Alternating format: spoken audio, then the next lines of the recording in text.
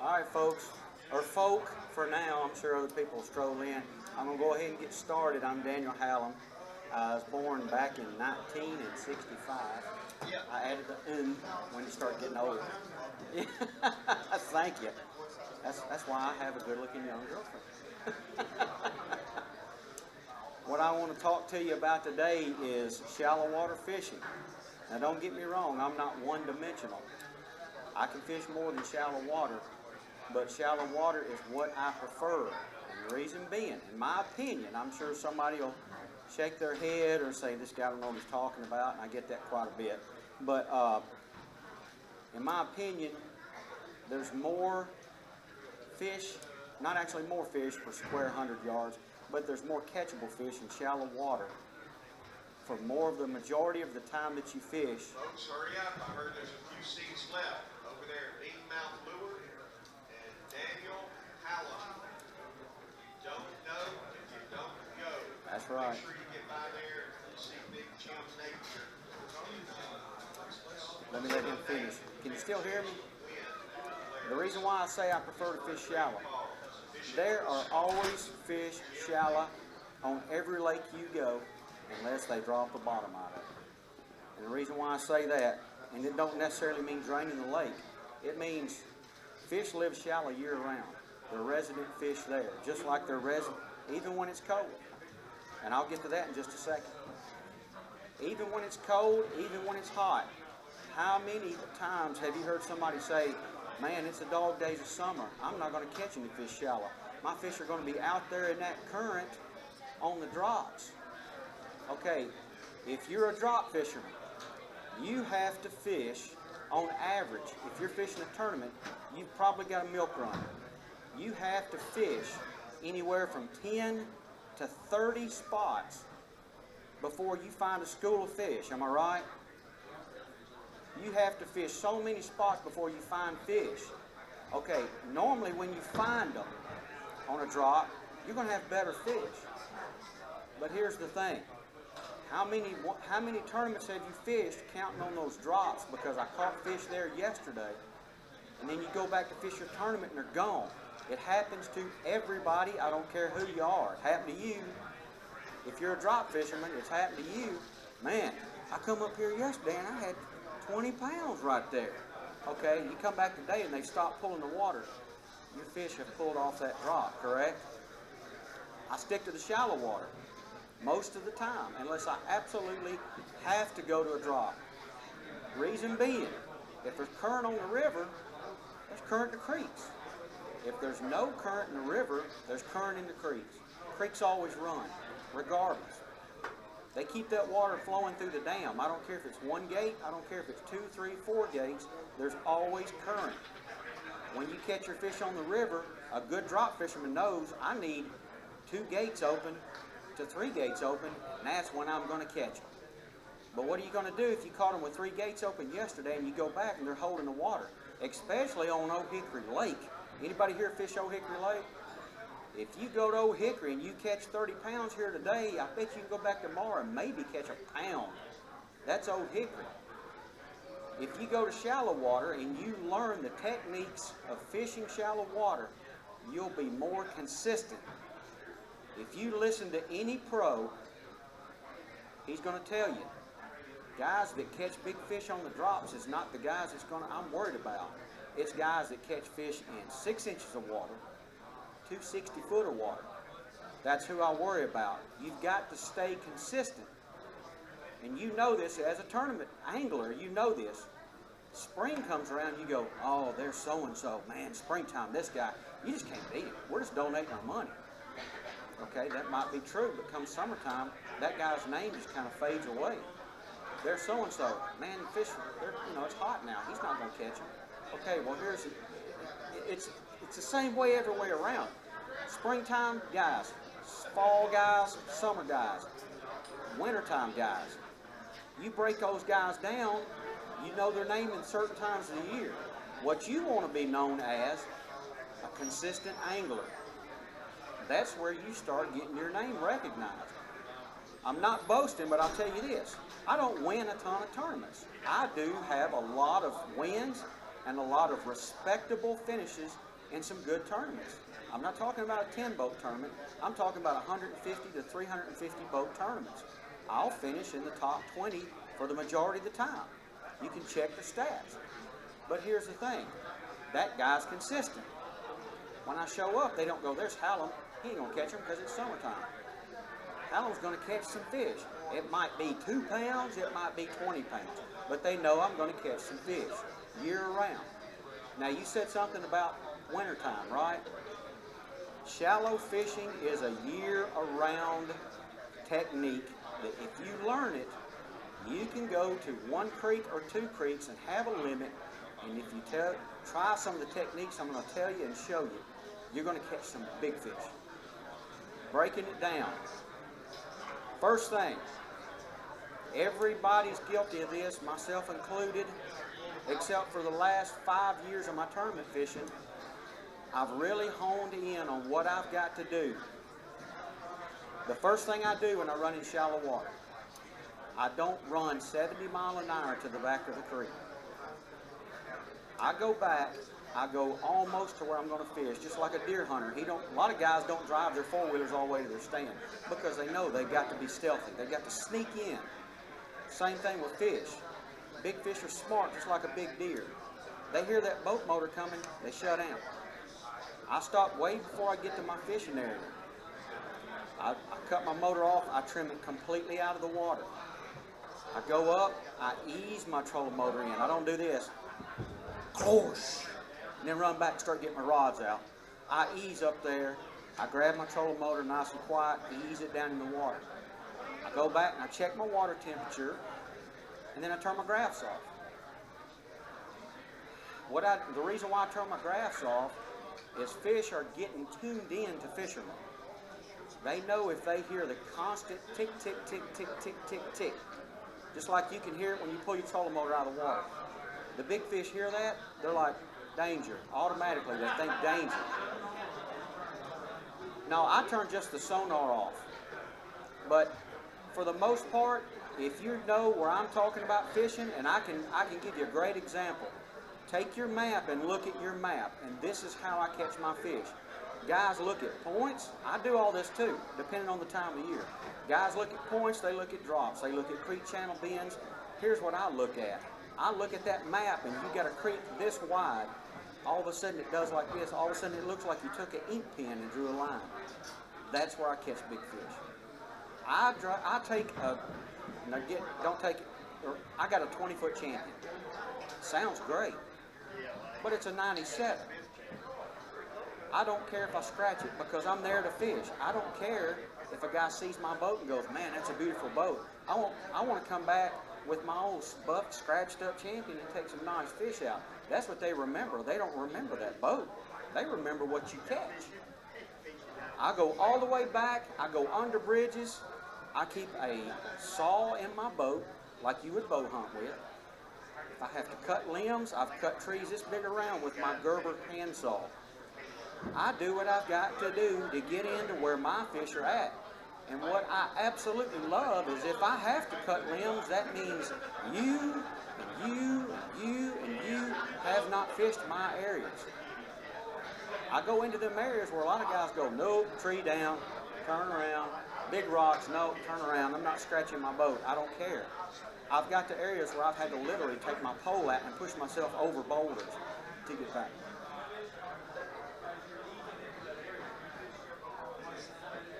I'll hit key spots on the way into that area. Always be visual. Always be watching. If I see shad jump, of course, I'm going to pick up a topwater bait, throw down there, work it super fast. Not this time of year, though, but I'll work it super fast. If I see them feeding, of course, it's a topwater bite. I would be insane to pick my jig up and throw it at that point. I'll throw a topwater bite, a topwater bait, gunfish. Mean-mouth lure's got a great-looking topwater walking bait. I'll fire that thing past them and walk fast as I can do it and get that reaction strike. When I get back in them shallow areas, before I get to them, if there's docks, I'll always hit those docks. Always. I don't care if that dock has only got a foot of water under it. I'm going to hit that dock. And if I see a guy fish it, I don't care. I don't pull in and go, Bubba beat me to it. I go up there and I look for spider webs. You ever done that? Go to a dock, look for spider webs. Spider webs tell you that nobody's dropped a bait in that area today or even the day before. That's where you'll find your big fish. Because if you notice, when you pull up to that dock and you look, first thing you probably look for is you go, man, I think I can get my jig in there. And you throw it that wide spot right there. I pull up and I see a spot this narrow, about wide as your shoe. And I go, man, sorry, buddy. I said, man, I think that's where the big fish is at. There's spider webs there. It's only about wide as your shoe. So I pitch, bam, right in there, right at that little skinny spot. A lot of times, before my jig hits the bottom, that line jumps, boom, 5-pounder. Most of the time, it'll be a 5-pound plus fish in that type of area. Always be scanning. Always look. My girlfriend, good example. She's only been fishing 2 years, and that's because she's known me for 2 years. We'll pull up to a dock, and she sees me pulling my boat all up around the backside and the metal and the walkway. What are you doing? And I'm like, you'll see. I get in the areas where you can't pitch a jig. I literally get enough line out to reach the bottom. I pull that jig like this, and I squat down, and I poke my rod in there, and I go, just like that. Exactly like that. Then I reel my rod down close as I can without touching the dock, and I'll take that jig and I'll go back, back, back, back, back. All of a sudden I won't feel anything. That fish has got it. You won't see the line jump most of the time, but that fish has got it. Bam. I set the hook. I broke so many rods. That's why I fish with the rods I do. They're lifetime. I've set the hook in places as wide as that spot right there. And a lot of times it's a weird looking hook set. I look like there's something wrong with it. It's one of these. It's almost like I'm running from it. It's a big fish.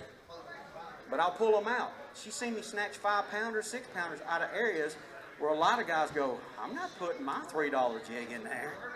I love my jig. I don't care.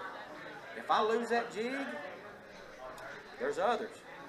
Now, when you're fishing shallow, those fish are real, extremely jumpy. Really jumpy. Going back to being stealthy. Now, what I'm going to add to being stealthy is being visually aware of what your jig feels like and what your line feels like and where your line's located at all times. How many times have I had a guide trip when I tell a guy, put that jig right there, and I see him doing this right here, and all of a sudden I look and his line is over here. He goes, they must be pulling current. I said, you realize we're sitting in a pocket? They're not going to. No, you've got a fish. And he'll set the hook, and a fish has done swam 20 feet with it. I'm like, watch your line. Watch your line. I said, constantly watch your line. You should know where your line's at all times. If you sit and blab constantly, which I love to do, you're going to miss fish. I got a boy watching me right now that I showed him this technique, and it absolutely blew him away. He goes, dude, I thought you was lying, because I'll post on Facebook pictures of fish, pictures of fish, pictures of fish. What'd you catch him on? Jig. Man, I thought you was lying. No, I wasn't lying. I showed him my technique. I'm going to share with you a technique that I've yet to see anybody else do until I show them. This will catch you big fish. I love going behind guys that run through their fast throwing their square bill crankbaits. Don't get me wrong, I've probably got 400 square bill crankbaits. But I love to watch those guys go through there and pick off 1.5 pound, 2 pound fish. Love it. Because they're not catching the big fish. They're cleaning out the fish that's going to hit my jig before the big fish gets it. So I'm like, thank you. I'll go behind them. And there's a guy here, I wish he was in here, I'd give him a hard time. There's a guy that he fishes, I consider him a professional angler.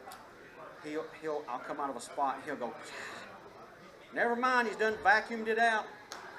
Never mind, we're just going to catch the little ones. He'll tell you that. I go behind them. Has anybody ever heard of stroking a jig? Anybody done it? If you're a deep water fisherman, if you're a ledge fisherman, you're out on that ledge, and a lot of guys for years, they throw that 3/4 or 1 ounce football head up there and they just drag it off. Some guys will go hop, hop, and let it fall back down. Hop, hop, let it fall back down, drag. All of a sudden, these guys at Kentucky Lake started stroking a jig, and it's really effective. They throw that jig out there and they get it on top of the shell beds or right at the edge of the drop, and they go snatch, reel it, snatch, reel it. And I'm up there going, man, that guy needs to learn to fish. He's missing them. He's setting the hook on something. He's not catching any fish. If you watch them, what they're doing is the fish are not active. They're getting those reaction bites. If a fish is not hungry, he'll come over, he'll nose it. How many times have you had your claws bit off? Multiple times. Your trailers, they'll be bit down to right here. That fish grabbed that like that because one, it was annoying it. Two, it was just in front of their face. I don't know about you, but I eat Cracker Barrel before I come down here, but if you put a hamburger up here, I'm probably going to take a bite of it if you hold it right in front of my face. But if you come by with it like this right here and I sniff it, bam, I'm on it. Well, they're stroking that jig to get that reaction strike because the fish are not active. I got to thinking, nobody's done that in shallow water. So I got back there one day and I fished, just to prove to myself, I fished down a bank where I know there's fish. I turned, I fished back up the bank. I caught 3 little fish, 2 in the first pass, 1 in the other one coming back. I thought, okay, here's what I'm going to do. I'm going to stroke this jig in shallow water. Shallow water, the water was about 3 foot deep. I go down through there. I ease my jig into the water. Normally, I try to keep my jig close to the water so there's not a big splash. I let that thing settle on the bottom, and I can't show you because I'll knock a hole in the roof. I reel this jig. I'm reeling, and the whole time I'm going pop, pop, pop, pop. Can you hear the line slapping the rod? Can y'all hear that? If you don't hear that, you're not popping it hard enough. Anything less than your line popping is swimming a jig. That gets you some bites. I'm talking about the big fish that won't bite anything else. You're force feeding them. They don't want to eat, but when that jig goes bam, bam, bam, bam, jump in front of the face. Reel, reel, reel, reel, reel. They're going to kill it, but you'll never feel the bite. That goes back to watching your line. If you're popping that jig along, you see your line, it'll be dancing side to side. Bam, bam, bam, bam, bam, bam. All of a sudden it'll go bam, set the hook. It's gone. They catch it on the drop every single time. I have yet to catch one when I'm snatching it up. They wait for that bait to fall. It looks vulnerable when it's falling. Bam, bam, bam, bam. Line moves, set the hook. Now this is what you're going to love if you can get this technique down. If you pitch that jig, if you see shad, balls of shad, not hundreds and thousands, just a ball of shad maybe no bigger than a hood of a truck or a car, whatever you drive. Watch the shad. I have caught multiple fish popping this through schools of shad, and the fish grabs it and you don't know they got it unless the shad fly. You'll see they look like popcorn. When you see the shad go whoosh, set the hook, you got him. And I'm not talking hooking him right here on the edge of the lip. I'm not talking about hooking him right here on the side of the mouth. That jig is going to be in the roof of his mouth almost every time because they're afraid they're going to miss it, so they commit to it. It's none of this, I think I'll eat it. It's like, there it is, bam. Now, a big part of that, I've got a crawl on right now. Early spring, when the fish are thinking about the love time, they hate bluegill. Hate bluegill. Of course, everybody knows bluegill eat any kind of eggs. They eat everything. Everything. But they know if that bluegill gets in there where they're going to be laying their eggs, game over. So they'll eat every bluegill that they come across. I don't care if they're hungry or not. Springtime, I'll take that crawl off and I'll put like a smallie beaver. Y'all know what that is? A beaver type bait. I had one and I gave it to a kid yesterday. A beaver bait has got a wide oval shaped body, and then it's got either a paddle tail or two twin trailers on the back. I get a 3-inch trailer. There it is right there. I showed the wrong kid. Hey, throw me one of them, Cody. I promise I'll give it back. This right here, okay, I catch like a girl. You know, Cracker Barrel serves some drinks. This is your beaver style type bait. Take this little dude right here and add it to your jig. What that's going to do, there you go. Okay, everybody's probably used them, but people go, I'm going to put that on a shaky head, or I'm going to fish that alone with an Alt 1 hook and an 1/8 ounce bullet weight. Put that on your jig. The reason why I say that, to me and to a lot of people, your jig trailer is more important than your jig. Depends on where I'm at, but I stick with a flipping jig the majority of the time. I very seldomly fish a football head unless I'm trying to get a deep fish. I put this on starting in the springtime. Reason why? Take the crawfish off, slide this dude on there, and here's the reason why. When it's on the bottom dragging, it looks like a big crawfish crawling around. But when you're popping that jig, like I'm telling you, it looks like a bluegill. Especially if you take these two pinchers off, or these two appendages right here, it looks like a bluegill. Yes. As a matter of fact, Gambler makes a beaver, a small beaver, that'll do just about the same thing, but I actually love these. They're made by Strike King, and there's one other guy that makes some really good ones. Who else is it? What's the bag you just pulled out of? Reaction Innovations. They make them, and they're actually a little bit tougher than the SKs. You'll catch more fish per count.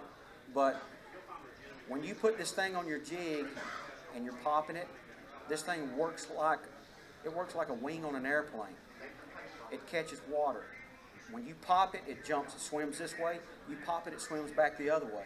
It's erratic. Whoom, whoom, whoom. Like this right here. All of a sudden, bluegill. They eat it. I stick with something I think favors bluegill, and I'm going to tell you right now, purple is a great color. Not straight purple, but anything with purple in it. If you've ever looked at a bluegill down in the water, they got like a purple bluish hue, almost like when you get gasoline on the water. But don't put gasoline on your jig, that'd be a bad idea. But get you something that's got like some kind of purple or greenish hue to it, and the flash in that looks just like a little bluegill darting around. I'll fish this dude all the way up to the crawfish hatch. Is usually your first full moon is when you have your crawfish hatch. I'll switch over somewhere around April, yeah. I'll fish that crawfish for a little while, but I'm telling you, in the spring, somewhere up around April or May, when all the fish in this part of town start moving up to bed. Now, Old Hickory's a little bit behind. Old Hickory usually your best bedding bunch around June, actually. But I will fish this dude right here because they absolutely hate it. They despise it. They don't have to be hungry to hit that right there. Put that on your jig. Pop that jig like I'm telling you. Pop it, pop it, pop it. Another thing I need to let you know. I'm using a 7'2" Camara, medium heavy, fast tip. Okay, guys, if you're catching a fish in a foot of water, if you're catching a fish in no more than 3 foot of water, you don't need a broom handle. Save your broom handle for the grass, for the deep bite, because you got to get all the stretch and all the slack out of that line when you're fishing deep. Most of my fish are caught when I'm doing this with about that much line out. I use 20-pound fluorocarbon. They can't hardly see it. I feel everything. If a fish swims by it, I've told him, I've told her, I said, a fish just bumped my line. I just come past a fish. I feel everything with that. Now, the reason why I say don't use a broom handle, you're going to rip the hook from the fish's face. Or if you use too light a line, I'm not going to point any fingers, but if you put 15-pound fluorocarbon on a broom handle, you're going to cost us, or almost cost us, a tournament. You cannot put 20-pound fluorocarbon on a broom handle. It has no stretch. If you're setting the hook with 20 foot of line out, all you're doing is donating jigs. I know, because he had to borrow some from me. I consider anything fully heavy extra fast. I mean, if I can pogo over you with your rod, no, medium heavy is what I prefer. I mean, you can look at that tip. See how it tips bouncing on that jig? If you can bounce your jig and your rod looks like you got your jig tied to the other end of your rod and it's just doing like that, it's too heavy. You're going to rip that hook or bend that hook from the fish's mouth. I know, because I'm guilty. I've done it. I'm telling you, I've spent a lot of time on the water, trial and error. And I'm trying to let you know what I've done. That I screwed up a lot of fish doing that. Until I sit down, I'm like, what am I doing wrong? My hook's not sharp enough. I'm breaking my line. I had to break it all down. So then what I done was I went through several different rod companies and testing rods. And when I got to this one right here, it was phenomenal. And if I break this, I cry. I mean, it's like I just lost a child if I break my flipper. I keep a fairly light drag set. I mean, it's not taking much at all. If you flip or pitch, you don't want that drag set. Oh, sorry, my hooks are. There's a drag system on a reel for a reason. I fished with one guy. He lost fish after fish after fish. Couldn't figure it out. We were fishing a big tournament on Kentucky Lake. 4-pound smallmouth, rainbows. He's got it. He's got a heavy action rod on. He starts cranking her to the boat. Wham, she comes off. What did I do wrong, man? I said, let me see that rod. Literally, I done like this. I couldn't move it. I said, why have you got your drag set so tight? Because I got 30-pound test on. I'm setting that drag like that because I ain't going to lose no more fish. I said, like the 4-pounder you just lost? Well, she just come off. I said, no, look at your hook. Know your hooks. Hook went from this to like this. That's all it takes. A lot of times your big fish, your mouth are so tough, it's like your fingernail. That hook point's the only thing holding that fish most of the time. That's why you got to keep that pressure on it. Hard, heavy action rod with no drag, the first time you put slack in it, that fish is gone and gone back to tell everybody about this idiot that just had me on. Use your drag system. Shallow water, it's extremely important. I play my fish with my thumb. If a fish starts ripping that drag, I add more pressure or I let off. If a fish lunges when you get to the boat, I free spool. But I keep tension on it with my thumb. Because what that fish will do, if you just put line on last night, sometime during the day in one of your pitches, your line went just like that against a boat dock, against a limb, against a rock. You got a nick in it, you don't even know it. I hear a lot of guys goes, that's what that fluorocarbon's famous for. Okay, I'll get 10 bites to year one, but we'll actually get the same amount of bites, but I feel mine because I've got fluorocarbon and you're using 20-pound mono. You don't feel everything I do. I can throw this jig out blindfolded and I go, there's a rock, there's a twig, there's a stick, there's somebody's ex-wife. No, I don't do that. But I know what I'm dragging my jig through. Know your equipment. Don't go hunting bear with a, I mean, you can hunt bear with a big gun.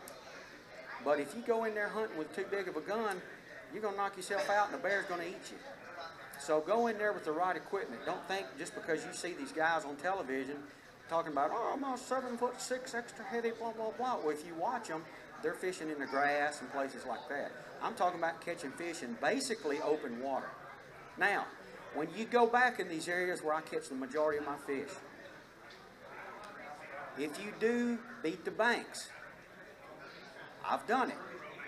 If you're trying to locate fish, let's say you start down from here and you're fishing down to that far wall down there.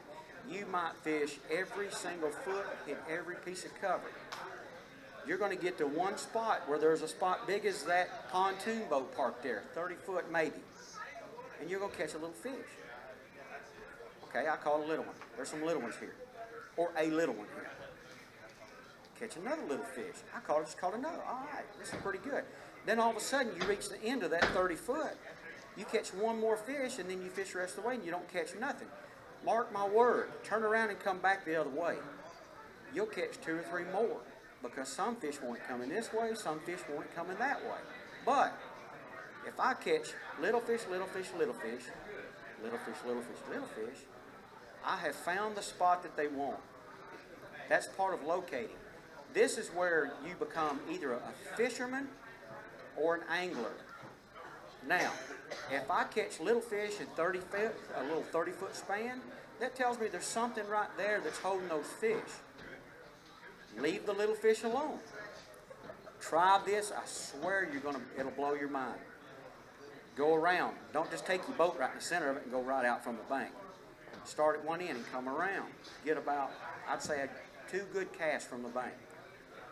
If you've got side imaging, it makes it 10 times easier. Look for the first thing coming from that bank that's just a little different than anything else. Let's say it's a sandy bottom, mud bottom, but there's one big rock, one brush pile, one log. Look for something away from that spot. That's where your big fish are at.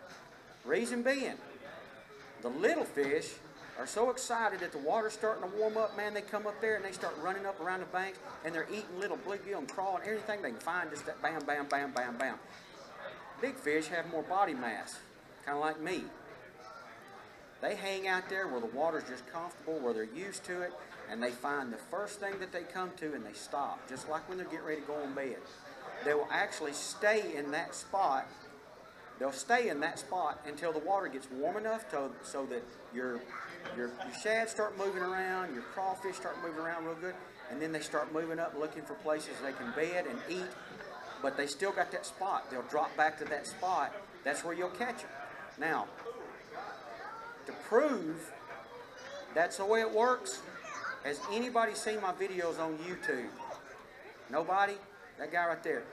Check them out. I've already had 7 people from yesterday come up and say, man, I watched your video. That's incredible. I've got to try that. I proved it on video. I found a spot. You say you fish Old Hickory Lake. Who was it said? You did? You fish Bledsoe Creek? Okay. Look at your map. Find all these creeks. My videos are all about teaching you areas where I go and catch fish. Not, yeah. I fish every one of them. I probably got some of your crankbaits from back there if you've been back there. Bledsoe is up above. You come out of Flippers, Davis Corner. All right, go up river past the steam plant. Bledsoe is the first major creek on your left as you go up. If you haven't fished Bledsoe, you need to get in there. In my opinion, it's one of the best creeks on that lake. It'll clear up before just about any creek on that lake after a big rain. It'll clear up fastest, and it's got a hard bottom. Bledsoe Creek is like its own lake. It's got everything. It's got bluffs, long points, secondary points. It's got everything that you want to fish. But you know what? A lot of times you see me, I go right past all that. Look at your maps. Go to the back of these creeks. Once you get back there, like I told you, slow down, turn everything off, stealthy, be quiet like you're trying to sneak up on them, like you're all alone, because most of the time you are, except for now that they've started selling these kayaks. I have kayaks all around me. And that tells you where I take my boat. I go in areas where kayak guys bring their stuff because they want to get away from guys like us running around the main lake and waving them up on the bank. So go back there, go in the back of Bledsoe Creek, watch that video. I show you exactly where I'm at. Intentionally, I show you exactly where I'm catching my fish because I want to show you there's fish to be caught here in the wintertime.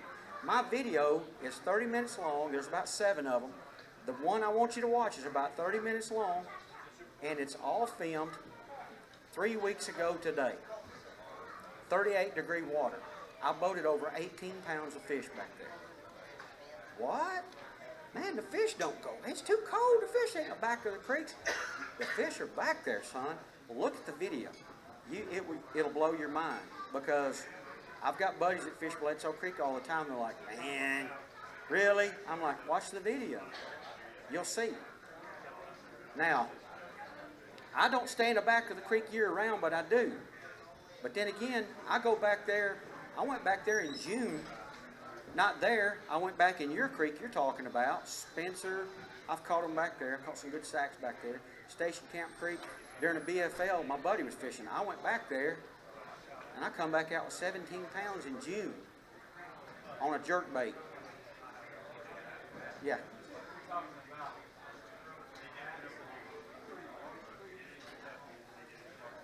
I'm talking back of any creek, any and every creek. I can go to the back of 2 creeks and have a nice limit of fish. I can go to the back of 5 creeks and I can have a sack of fish that's going to be hard to beat. No. What you want to look for mostly is if you're going to be pitching a jig like I'm talking about, you don't want crystal clear water. You want a little bit of stained water. You ought to be able to see that jig down about 10 inches. All of a sudden it disappears. That's when you want to pitch that jig, because if the water's so clear you can see the fish, they can see you. They're not going to do it. Now, any creek, I mean any branch. You got Station Camp, East Fork, you got Station Camp. Man, I'll go to as far as I can go back in one, pull out and go to the back of the other because they're so close. And I might catch 5 2-pounders over here, but I can go to the back of East Fork and I can catch 2 5-pounders back there. But there's always fish back there, and they're always reloading back there. There's always fish back there. Part of the reason they're reloading is if I catch a fish somewhere, I'll drop him off back there. That's not cheating. That's just making sure I've got corn to eat when everybody else's goes dry. So, with that said, let me move on to a little something else. I'll answer some more questions in just a minute. Let me answer a little something else. I've been fishing for 40 years. I'm almost 49 years old. I've been fishing since I was this tall, which ain't saying much. So I've learned from here to here what I'm telling you. Confidence. I can tell you all day long what you need to do, but that don't mean you can go back here and catch them. You can't go back there and stay there 10 minutes and go, this guy's out of his mind. I'm not going to catch any fish back here. You've got to know. Everybody, just like every animal, has a gut instinct. You've got to know that there's fish there. You just got to figure out what they want, just like you do on the main lake. So then what you do, you get your confidence up. I've had this happen several times. I'll show up to just a big open tournament, and there'll be guys showing up with just their old button-down shirts, and I show up, and I've got my team jerseys on, and I'm representing my companies, and they go, man, if I'd have known this, I wouldn't even come here. Why? Look at these pros, man. Look at all these pros here. I can't beat these guys. I'm not a professional fisherman as far as making a living off angling in tournaments. I consider myself a professional angler. If you're looking at the dictionary, if you make money from something you enjoy doing, it makes you a professional at it. Good instance, I had an injury and couldn't hardly work, so I fished that year, and I made almost $30,000 just fishing local tournaments. So I've got a little knowledge. But you can't let those guys that show up with the big $80,000 boats and the guys with the patches and the stickers and the team hats and stuff like that, don't let them bother you. Here's who you need to worry about. You need to worry about the guy that nobody's looking at with the 16-foot flat-bottom John boat. That's the guy that's going to hand you your rear. Because while you're worried about this guy's wondering if his boat's going to sink today. Because he's not worried about the fish, because he's not worried about this guy, and that guy's got a huge boat payment. He's not worried about all that. He's worried about, is my boat going to make it today? Bam, bam, bam. You go out all day and you come back with 12 pounds and you go, woo, I kicked him. And then this guy comes up with his tillers in his boat and gets out, and he drags a sack of fish up on the bank that chokes you to death. And you go, I fished my brains out today. And then this guy comes up on stage, and it happens every single time. It happens every single time. Well, what'd you throw? They're asking me. I'm like, well, I flipped a jig, and I threw a square bill crankbait with some treetops, and I've done this and done that. And this guy comes up on stage walking like this, right? And what'd you throw? Every single time. A spinner bait. That's all he says. And the reason why, he's got no sponsors, but he don't care. All he cares about is he just took your money, your lunch money. And it's happened several times. But I don't let that bother me. I don't watch all these other guys. I talk to these guys and I talk my game, and then all of a sudden here comes, I'm like, oh no, this guy's fixing to take my money. But oh well, I'm going to give him a run for his. Think about that next time you go somewhere. Don't listen to what everybody tells you on the dock. I don't care if they just pulled their boat up on the bank. Don't listen to what this guy's telling you. Play your game, fish your strengths, no matter where you go.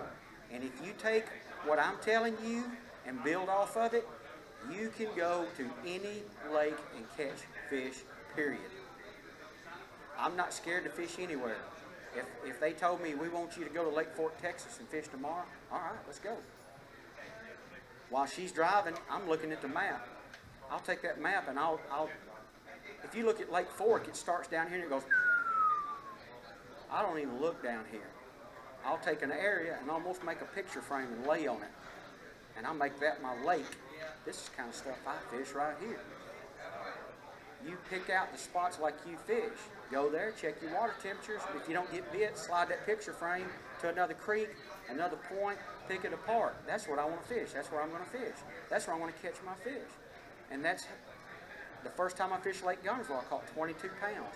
I went to spots I had marked before I even thought about really going down there and testing anything. I took a map out and I said, this time of year, this water temperature, this weather, I'm going to fish this, this, and this.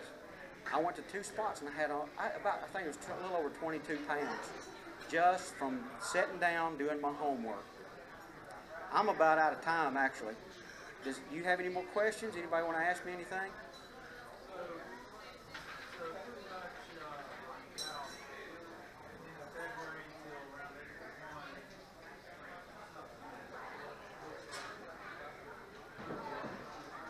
Yes.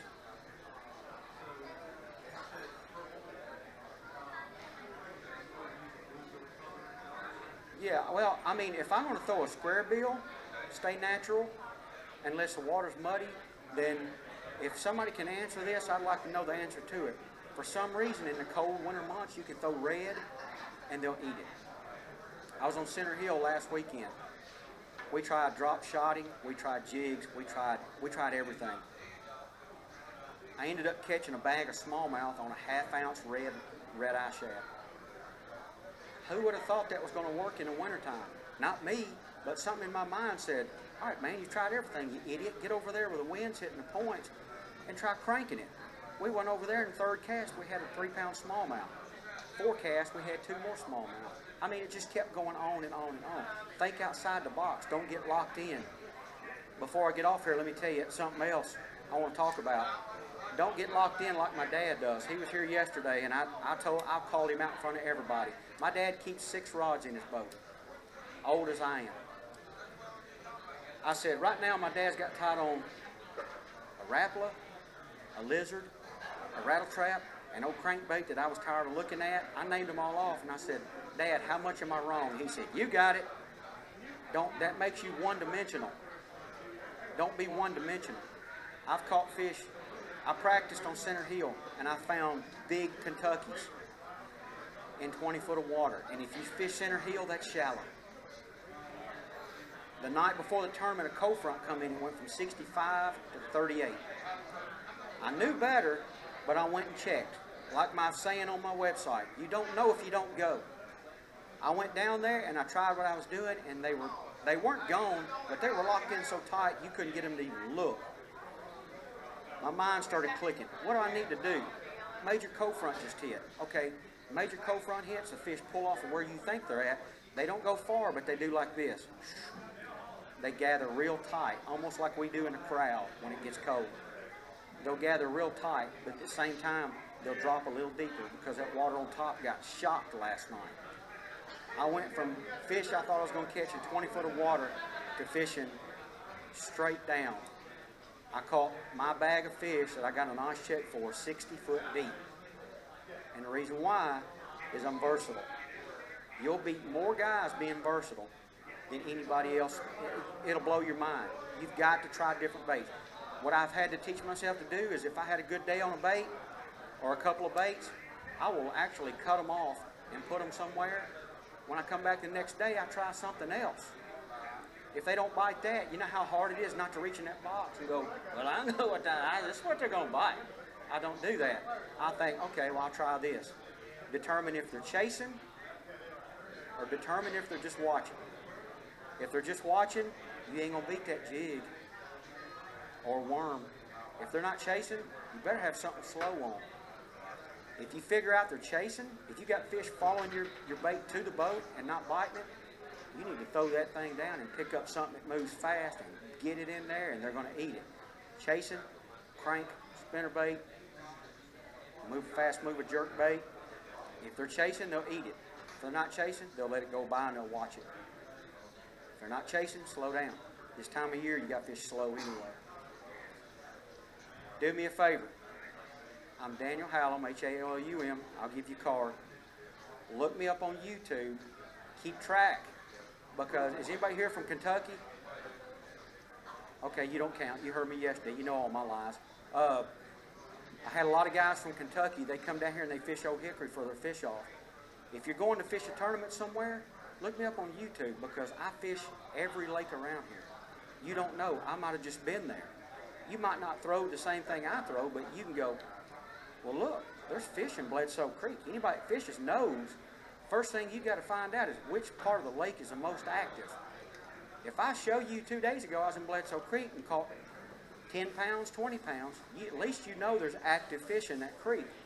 Unless they drop the water real fast. That's the only time I won't fish the back of the creek. If I go and there's water lines back there this high, I turn right around and come back out and look for the first deep spot I can go to. That's where my fish go. If the water's been stable for 2 or 3 days, wear it out. But if you start back there and there's no boat action back there, look for the water lines. You know, like if a wave hit it, but look for the water lines. If they drop that water 6 inches or more that night, those fish pulled out. They don't want to be trapped back there. But they didn't run to the main channel. They'll go to the first deep drop that they come to, and they'll stay there. When the water starts coming back up, they start spreading back out. I kind of like it when they drop the water like that because it pulls a lot of the big fish to that deep spot. But you can't blow by it and then come around and think you're going to catch fish. You got to figure it out before you get past them. Water's dropped, okay, I'm going to go to that deep drop, first spot off that shallow spot. The big fish are going to go right there. They're not going to run 100 miles because they think the water's coming out. They've been there. They know where their spot's at. Actually, that was almost a lie. I lost a big fish, probably 8 pounds plus, 2 days. I missed him the first day, or missed her the first day. Went back 2 days later, knew where she was at, and flipped in there, and it was almost like a smack in the face. I flipped right in there. I told her, I said, she's right there. I flipped in there and hadn't moved this bait 6 inches. My line jumped, I set the hook, and she eat my claws off. It's almost like, there you go. Take that and go home, talk about that. But the fish was there. You find where big fish live, they stay there. They won't go far unless they pull the water. All right, I'm going to wrap it up. I appreciate it. Catch me up there at the Mean Mouth booth. I'll be glad to talk to you about the jerk baits that you'll see in my videos, some jigs that you see in my videos, crankbaits. They've got a little bit of everything.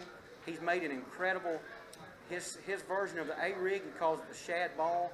They're selling out fast. If you want one, if you're a believer in that kind of stuff, you better put your name on the order list because they're backing up right now. I appreciate it, folks. I had a small crowd today, but hey, I can talk all day. Anybody want to ask any questions?